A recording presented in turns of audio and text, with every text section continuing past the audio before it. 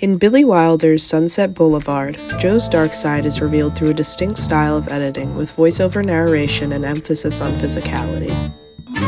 That car better be back here by noon tomorrow. There's going to be fireworks. You say the cutest thing. Huh.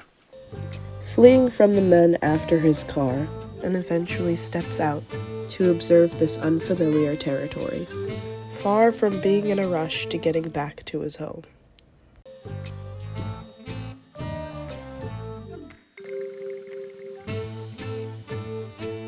You're Norma Desmond. Used to be in silent pictures. Used to be big. I am big.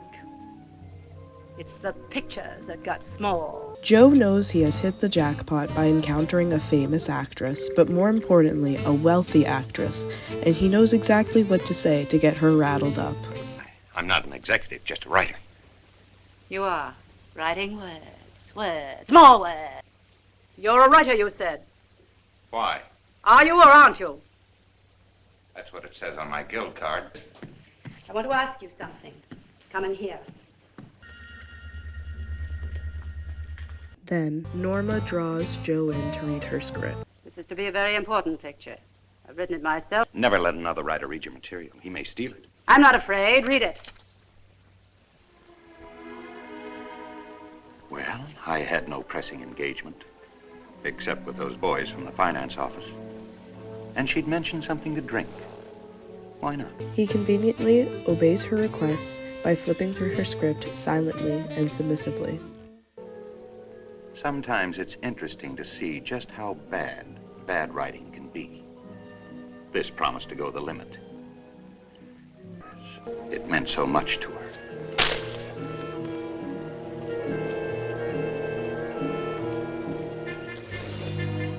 It sure was a cozy setup.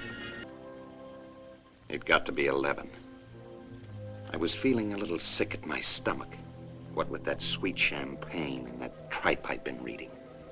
That silly hodgepodge of melodramatic plots. However, by then, I'd started concocting a little plot of my own. Well?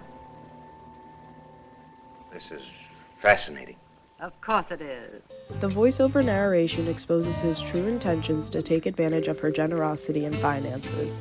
Joe is so desperate to obtain money that he is willing to be a hypocrite and a liar to do so. I want you to do this work. Me? I'm busy. I just finished a script and I'm doing another assignment. I don't care. You know, I'm pretty expensive. I get $500 a week. I wouldn't worry about money. So let's look at this scene without his commentary. Notice how without the voiceover, the scene brings attention to his physicality, which for characters in the room would seem relatively normal and not suspicious. Wilder's stylistic choice to use voiceover narration in this scene is key to discovering Joe's two-faced behavior and his intention to use Norma for financial assistance instead of genuinely wanting to help her develop her script. Hello, Betty. When Betty Schaefer arrives to Norma's mansion, Joe finally announces his scheme aloud. What about Norma Desmond? That's what I'm trying to tell you. This is an enormous place. 8 master bedrooms. A sunken tub in every bathroom. It's lonely here. So she got herself a companion.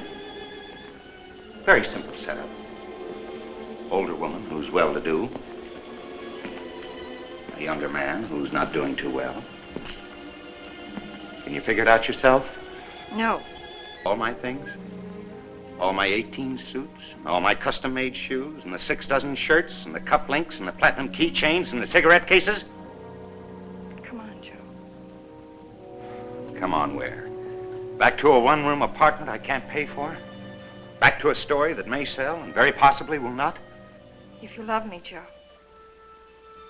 Look, sweetie, be practical. I've got a good deal here. A long-term contract with no options. I like it that way. Maybe it's not very admirable. I can't look at you anymore, Joe. How about looking for the exit? His confession to Betty confirms his malicious intent once and for all. The use of voiceover reveals to not only the audience but other characters Joe's evil nature brought about by his financial burdens.